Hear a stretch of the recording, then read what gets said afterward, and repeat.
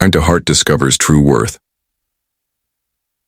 Thomas Bradley had everything money could buy, except the one thing that mattered most.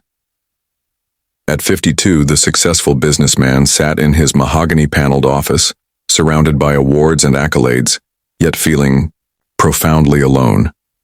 His colleagues often gathered around the water cooler, sharing cruel jokes and making wagers about life's misfortunes. When they spotted Margaret Chen, the kind librarian who volunteered at the local food bank, they saw only her generous size. Thomas, wanting desperately to belong somewhere, anywhere, accepted their callous bet. Marry her within 6 months, they laughed, and we'll each put in $10,000. What began as foolish pride soon became something else entirely.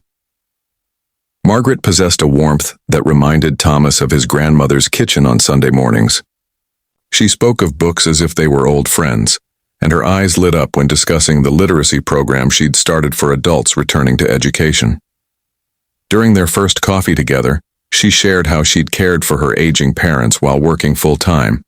"Love isn't about what we look like," she said softly, stirring honey into her tea. "It's about what we choose to do for each other, every single day." Thomas found himself calling her not because of any bet, but because her laugh had become the brightest part of his day.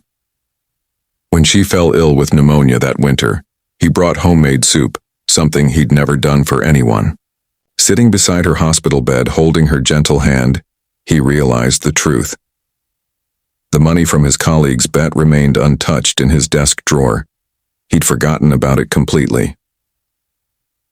On their modest wedding day, surrounded by Margaret's large loving family and the children from her literacy program, Thomas understood what real wealth meant. Her nephew played guitar while her sister sang. The cake was homemade, the flowers came from Margaret's own garden, and every face glowed with genuine joy. Later, when his former colleagues mocked his choice, Thomas simply smiled. "I'm the richest man alive," he said quietly. "I just didn't know how to count properly before." Years passed. Thomas learned to cook Margaret's favorite meals. She taught him to read to children at the library. They traveled not to expensive resorts, but to small towns where they volunteered together. In quiet moments, watching Margaret tend her garden or reading to a struggling student, Thomas often thought about that foolish bet. It had brought him to the greatest treasure of his life, not in spite of who Margaret was, but because of exactly who she'd always been. A woman whose heart held more beauty than he'd ever known existed. True love, Thomas learned, isn't found in mirrors or magazines.